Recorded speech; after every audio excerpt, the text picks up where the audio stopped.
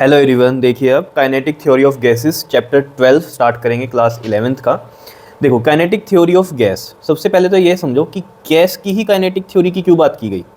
देखो, आपको पता है गैस क्या है। जैसे मान लो ये एक कंटेनर है, ठीक है। एक कंटेनर मैंने ऐसे बनाया और इसमें क्या है, गैस है मान लो, ठीक है। तो गैस कैसे होगी, गैस के मॉलिक्यूल्स होंगे, है ना। मॉलिक्यूल्स होंगे गैस के, ठीक है।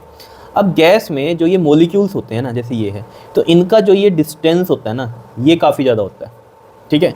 तो ये डिस्टेंस ज़्यादा है एज़ कम्पेयर टू, अगर हम बात करें सॉलिड में, ठीक है, और लिक्विड में हम बात करें, ठीक है। अगर हम उनकी बात करें तो वहाँ ये डिस्टेंस कम होता है और वहाँ जो फोर्स ऑफ अट्रैक्शन है वो भी बहुत ज़्यादा होती है सॉलिड में और लिक्विड में। तो इतना रैंडम मोशन होता नहीं है।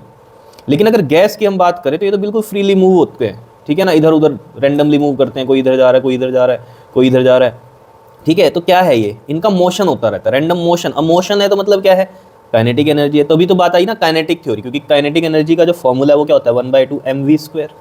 मास तो होगा इन मॉलिक्यूल्स का, लेकिन वेलोसिटी भी है, मूवमेंट हो ही रही है। तभी नाम क्या है, काइनेटिक थ्योरी ऑफ गैस। ना कि हमने पढ़ा काइनेटिक थ्योरी इन सॉलिड या फिर लिक्विड, ऐसा नहीं पढ़ा। क्यों? क्योंकि वहाँ पर क्या, फोर्स ऑफ अट्रैक्शन बहुत ज़्यादा है, ठीक है। अगर आपने देखा होगा, एक लिक्विड का एग्जाम्पल लो, ठीक है। लिक्विड है और एक उसी लिक्विड की आपने क्या कर दिया, आइस जमा दी, है ना, बर्फ़ जमा दी। तो बर्फ़ क्या हो गई, सॉलिड हो गई। अब आप बर्फ़ का एक टुकड़ा पकड़ो तो पूरी बर्फ़ ही ऊपर आ जाएगी ना, क्योंकि वो क्या है, उनके जो मॉलिक्यूल्स है बहुत ज़्यादा अटैच्ड हैं आपस में, ठीक है ना, बहुत ज़्यादा अटैच्ड हैं। तो एक उठाया मान लो आपने एक हिस्सा, तो पूरा का पूरा आ जाएगा। पानी में भी डिस्टेंस तो उतना ही होता है, लेकिन इनकी जो इंटरमोलिकुलर फोर्स है वो कम होती है एज़ कम्पेयर टू सॉलिड, ठीक है। लेकिन फिर भी आप देखना, जब आप पानी में करते हो तो ऑब्वियसली थोड़ा पानी आ जाता है, ठीक है। अब गैस में ये चीज़ करो, गैस में क्या पता चलता है, कुछ भी नहीं। अब गैस की तो कहानी क्या होती है, अब ये फ्रीली मूव करते हैं, ठीक है ना। अब सॉलिड में तो क्या होता है, जैसे हमने कहा कि डिस्टेंस कम होता है मॉलिक्यूल्स के बीच में, तो इनकी एक डेफिनेट शेप होती है, साइज होता है। लिक्विड में भी अगर हमने मान लो कंटेनर ऐसा लिया तो इसमें ऐसी शेप आ जाती है, ठीक है। लेकिन अगर हमने कंटेनर चेंज करेंगे तो उसकी शेप चेंज भी हो जाएगी लिक्विड में, ठीक है। वो कारण क्या है कि जो उसके अंदर है थोड़ा डिस्टेंस हम कहें सेम ही है जितना सॉलिड में होता है, लेकिन इनमें जो फोर्स होती है ना आपस में, जो मॉलिक्यूल्स के बीच में फोर्स होती है, ये कम होती है, intermolecular force as compare to solid, ठीक है। तो ये शेप ले लेता है जैसा आप कंटेनर लोगे, ठीक है। अब गैस में तो और भी ज़्यादा है। गैस में तो क्या है, जैसे हम वॉल्यूम की बात करें, है ना, वॉल्यूम भी इसका बढ़ भी सकता है, घट भी सकता है, जैसा कंटेनर होगा वैसे ही होगा। लेकिन अगर मैं लिक्विड की बात करूँ तो उसका जो वॉल्यूम है वो तो आपका डेफिनेट ही रहेगा, ठीक है ना, वो तो फिक्स रहेगा, ठीक है। लेकिन अगर हम बात करें गैस की एज कम्पेयर टू सॉलिड और लिक्विड की, तो क्या कहानी होती है, ये तो अपनी शेप भी चेंज कर लेता है गैस। अब मान लो ये कंटेनर इतना है, अब मैं कंटेनर ऐसा बनाता, ठीक है, तो इसमें हम गैस को डालते तो वो ऐसी शेप ले लेता, ठीक है ना, इस तरीके से शेप ले लेता गैस को, ठीक है, क्योंकि गैस को तो फैलना ही है या नहीं, तो रैंडम मोशन कर ही रहा है। जैसी शेप का कंटेनर लोगे वैसी शेप ले लेगी ये गैस, तो समझ रहे हो। वॉल्यूम भी बढ़ जाएगा, बड़ा लोगे तो बड़े में फैल जाएगी, छोटा लोगे छोटे में ही कंप्रेस हो जाएगी। तो ये सब चीज़ें हैं। तो मेन कहानी क्या है, सारी की सारी जो कहानी है ना गैस की, वो उसकी काइनेटिक थ्योरी पे डिपेंड है। मतलब अगर हम कहें कि जो गैस के पास जो प्रॉपर्टीज़ है ना, वो किस वजह से हैं, कि जो रैंडम मोशन उसके मॉलिक्यूल्स का होता है ना, उसकी वजह से उसके पास प्रॉपर्टीज़ हैं, ठीक है। तो यही लिख रखा है कि जो गैस है वो कैसा मैटर है, जिसकी ना तो कोई फिक्स शेप होती, जैसा आप कंटेनर लोगे वैसी शेप ले लेगा, ना ही कोई फिक्स्ड वॉल्यूम होता, बड़ा लोगे बड़ा वॉल्यूम बन जाएगा, छोटा लोगे छोटा बन जाएगा, ठीक है ना। तो काइनेटिक थ्योरी ऑफ जो गैसेज है is a theory which is based on the concept of किस पे, मॉलिक्यूलर मोशन। मॉलिक्यूलर मोशन का कंसेप्ट है। काइनेटिक थ्योरी भी क्या है, काइनेटिक एनर्जी क्या होती है, मोशन, मोशन से रिलेटेड है, वेलोसिटी से रिलेटेड है। तो ऑब्वियस सी बात है, यहाँ पर मॉलिक्यूलर मोशन है मॉलिक्यूल्स का, क्लियर है। तो वही कंसेप्ट है हमारे पास यहाँ पर। एंड उसकी वजह से होता क्या है, as is able to explain the behaviour of gas, pressure, temperature, ये सब हम बता सकते हैं उसके मॉलिक्यूलर मोशन से। क्लियर है इतनी बात, या समझ रहे हो या नहीं बताओ, ठीक है। तो आपने समझना है कि लिक्विड की क्यों नहीं हमने काइनेटिक थ्योरी पढ़ ली, या हम बात करें कि जो सॉलिड्स है उसके लिए क्यों नहीं चैप्टर आया। तो वहाँ पर आप समझो, सॉलिड और लिक्विड की अगर कहानी आप समझोगे तो दोनों में क्या होता है, हमारी जो वॉल्यूम है वो फिक्स्ड रहता है ना, सॉलिड में भी और लिक्विड में भी यही होता है। लेकिन हाँ, जो शेप है सॉलिड में फिक्स रहती है, लेकिन लिक्विड की चेंज हो जाएगी, जैसा आप कंटेनर लोगे वैसा ले लोगे। उसका रीज़न क्या होता है कि जो, दोबारा से बता रहा हूँ मैं आपको ये बात, ताकि आपकी क्लियर रहे कंसेप्ट, जो मॉलिक्यूल्स के बीच में जो डिस्टेंस है सॉलिड में और लिक्विड में, दोनों में ही कम होता है, ठीक है, दोनों में ही कम होता है, मैं ये कह रहा हूँ।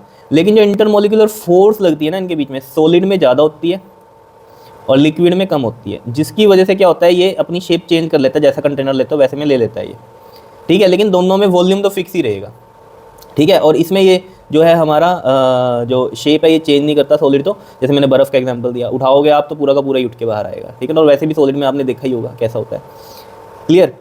तो लिक्विड में आपने देखा कंटेनर जैसा लोगे वैसा वो शेप ले लेता है, लेकिन वॉल्यूम इसमें भी फिक्स रहता है। लेकिन गैस की कहानी क्या है, गैस में तो ये बहुत ज़्यादा डिस्टेंस होता है और कोई फोर्स नहीं लगती इनके बीच में आपस में मॉलिक्यूल्स में, जिसकी वजह से ये फ्रीली मूव करते हैं गैसेज में, समझ रहे हो। तो तभी नाम पड़ा क्या, काइनेटिक थ्योरी ऑफ गैसेज, क्योंकि इसका मॉलिक्यूल्स जो है वो मोशन कर रहे हैं, कुछ ना कुछ वेलोसिटी से मूव कर ही रहे हैं वो। और इस वजह से क्या है यहाँ पर, इसकी ना तो कोई फिक्स्ड शेप रहती है ना ही कोई फिक्स्ड वॉल्यूम रहता है। आप खुद सोच के देखो जरा गैस के, आप कहानी समझ सकते हो, ठीक है। छोटे कंटेनर में लोगे वहाँ भी आ जाएगी गैस, बड़ा कंटेनर लोगे उतनी वॉल्यूम का या उतनी ही क्वांटिटी हम बोले तो वो भी उसमें भी आ जाएगी, क्योंकि वहाँ वो फैल जाएगी, अपनी शेप चेंज कर लेगी। समझ में आ रही होगी बात, ठीक है। तो अब ये जो थ्योरी है ना काइनेटिक थ्योरी, ये किसके ऊपर बेस्ड है, कुछ इसके पोस्टुलेट्स हैं काइनेटिक थ्योरी के, कुछ एजम्पशंस हैं काइनेटिक थ्योरी ऑफ गैसेस की। क्या है वो, देखो सबसे पहला क्या है कि जो गैस मॉलिक्यूल्स हैं वो परफेक्टली रिजिड होते हैं। रिजिड मतलब क्या है, जैसे रिजिड का मतलब आप समझो जैसे ये शेप है इसकी मॉलिक्यूल की, ठीक है, गैस के, और एक शेप ये है तो, और इलास्टिक है। इलास्टिक मतलब क्या है कि जब टकराएंगे, मान लो ये इससे किसी वेलोसिटी से टकराया, 2 मीटर पर सेकंड से टकराया, तो टकराने के बाद इसकी वेलोसिटी जब ये वापस आएगा तब भी कितना रहेगा, 2 मीटर पर सेकंड की रहेगी। क्लियर है इतनी बात। ये किसी वॉल से टकरा रहे हैं, ये एक वॉल है कंटेनर की, यहाँ पर ये इससे टकराया 2 मीटर पर सेकंड से, तो टकराने के बाद जब वापस आएगा वो भी 2 मीटर पर सेकंड आएगा। इलास्टिक हो गया, कोई लॉस नहीं होता मतलब, ठीक है। They are identical in all respect for a given gas, और ऑब्वियस बात है गिवन गैस के लिए पर्टिकुलर इसका साइज होगा कुछ, ठीक है, आइडेंटिकल होंगे ये, और किसी दूसरी गैस के लिए कुछ और साइज हो सकता है, ठीक है, मॉलिक्यूल्स का। जो ये परफेक्टली रिजिड की बात थी, ये क्या थी कि रिजिड है, मतलब ऐसा नहीं है कि ये टकराए और फिर जब टकरा के आया तो इसकी शेप ऐसी हो गई, ऐसा नहीं होगा, वही शेप रहेगी, रिजिड है परफेक्टली। क्लियर। सेकंड क्या है कि साइज ऑफ मॉलिक्यूल जो है वो नेग्लिजिबल है। अब ये जैसे मान लो ये साइज है, ठीक है, मॉलिक्यूल्स का, और जो एवरेज डिस्टेंस है बिटवीन द मॉलिक्यूल्स ये बहुत ज़्यादा होता है as compare to size of this molecule, ठीक है, ये चीज़ ध्यान रहेगी। फिर क्या कहता है, the molecules are in continuous random motion. ये मैंने आपको बताया, मान लो ये एक कंटेनर है, ठीक है, यही मैंने आपको बताया, इस कंटेनर में मान लो ये मॉलिक्यूल्स हैं, गैस है और गैस के ये मॉलिक्यूल्स हैं, ठीक है। तो कॉन्टिन्यूस रैंडम मोशन होगा, मान लो ये इधर जा रहा है, ये इधर जा रहा है, ये वाला इधर जा रहा है, ये इधर जा रहा है, ये वाला इधर आ रहा है, ऐसे इस तरीके से चलेगा। Moving in all direction with all possible velocities, मतलब क्या, जैसे मान लो ये v1 वेलोसिटी से जा रहा है, ये v2 से जा रहा है, ये v3 से जा रहा है, ये v4 से जा रहा है, तो इस तरीके से आता है। अब जब हम डेरिवेशन करेंगे तो इस तरह की वेलोसिटीज़ होंगी, ऑब्वियस सी बात है, अलग अलग वेलोसिटी से मूव कर रहे होंगे ये। क्लियर, इतनी बात समझ रहे हो। लेकिन जो इलास्टिक वाली बात कही थी वो मैंने क्या कही, टकराने के बाद जिस वेलोसिटी से वो टकराया उसी वेलोसिटी से वो वापस भी मुड़ता है, ये वो बात थी इलास्टिक वाली, ठीक है। लेकिन जो अलग अलग मॉलिक्यूल हैं वो तो किसी भी पॉसिबल वेलोसिटी से मूव कर सकते हैं ना, ठीक है, ऐसा नहीं है कि इनकी फिक्स वेलोसिटी से मूव कर रहे हैं, पहले तो ये बात है। तो इसमें ना एवरेज लेनी पड़ती है हमें। एवरेज कैसे लेंगे हम, अब इतने सारे मॉलिक्यूल्स हैं, एक पर्टिकुलर इंस्टेंट में हमें वेलोसिटी लेनी है उसकी, तो हम कैसे लेते हैं वो, हम लेते हैं VRMS। VRMS क्या होती है, रूट मीन स्क्वायर।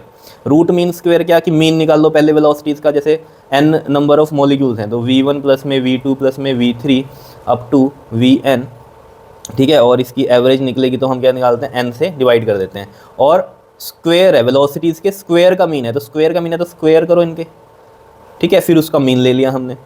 और रूट है तो मतलब क्या, इस पूरे के ऊपर रूट लग जाएगा, ये है कहानी। और VRMS अगर हम स्क्वायर करें तो इधर भी स्क्वायर हो जाएगा, स्क्वायर से रूट कट जाएगा। ये मैं इसलिए बता रहा हूँ कि आगे डेरिवेशन निकलेगी प्रेशर वाली, उसमें आपको ये बड़ा काम आने वाला है, ठीक है। ये है और ये n है। n क्या है यहाँ पर, नंबर ऑफ मॉलिक्यूल्स। अगर n नंबर है तो n से डिवाइड होगा। अगर मान लो 3 चीज़ें होती है तो 3 से डिवाइड होता है, तो पता है आपको। तो ये वो कहानी है, ठीक है। तो ये समझ में आया आपको, RMS हम कैसे लेते हैं ये, ठीक है। During the random motion molecules collide with one another. अब ऑब्वियस आता है ये रैंडम मोशन हो रहा है तो कोलाइड भी करेंगे एक दूसरे से, और किसके साथ कोलाइड करेंगे, कंटेनर ऑफ दिस वॉल्स, है ना, वॉल्स ऑफ दिस कंटेनर, इस वॉल से भी जो है कोलाइड करेंगे और आपस में भी कोलाइड करेंगे। क्लियर है इतनी बात, ठीक है। तो वो हम निकाल लेंगे प्रेशर नेक्स्ट वीडियो में, प्रेशर एग्जर्टेड बाय गैस। अब देखो जरा फिफ्थ पॉइंट क्या कह रहा है, जो कोलिजन है वो परफेक्टली इलास्टिक है। ये मैंने आपको बता भी दिया था, इलास्टिक है, परफेक्टली इलास्टिक है। मतलब क्या है कि मान लो ये एक वॉल है और यहाँ से ये मॉलिक्यूल इससे टकराया, टकराने के बाद ये जिस वेलोसिटी से गया था, मान लो 2 मीटर पर सेकंड से गया था, तो 2 मीटर पर सेकंड से ही वापस आएगा, बस डायरेक्शन चेंज हुई है तो माइनस लगता है, ठीक है। There are no force of attraction और रिपल्शन बिटवीन देम। ये मैंने आपको बता भी दिया था कि जब कोलिजन हो रहा है, कोलिजन आर परफेक्टली इलास्टिक, और जो there are no force of attraction और रिपल्शन बिटवीन द मॉलिक्यूल्स की बात हो रही है यहाँ पर। तो मॉलिक्यूल्स हैं तो इनके बीच में कोई अट्रैक्शन और कोई रिपल्शन नहीं होती है, तो रैंडमली मूव करते हैं, ठीक है। क्लियर। अब 6th पॉइंट क्या है हमारा, between two collisions molecules move in a straight line. मतलब क्या कह रहा है ये, मान लो अभी दो इनका मॉलिक्यूल्स का क्या होना है, कोलिजन होना है, ठीक है, कोलिजन होना है, तो ये स्ट्रेट लाइन में ही टकराएंगे। ऐसा नहीं होगा कि ये इस तरीके से मूव करके इसको ऐसे टकराएगा, स्ट्रेट लाइन में ही टकराएगा, ये वाला भी इससे स्ट्रेट लाइन में ही टकराएगा, ठीक है। क्लियर है।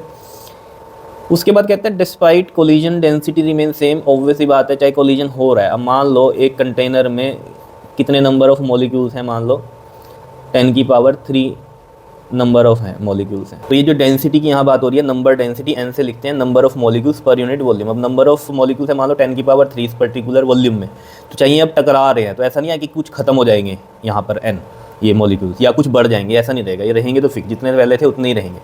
ठीक है, तो यहाँ पर ये डेंसिटी का मतलब यही है, नंबर डेंसिटी होती है। ठीक है, मैं यहाँ लिख देता हूँ नंबर डेंसिटी। ठीक है, क्या होता है ये हमारे पास, number of molecules per unit volume होता है।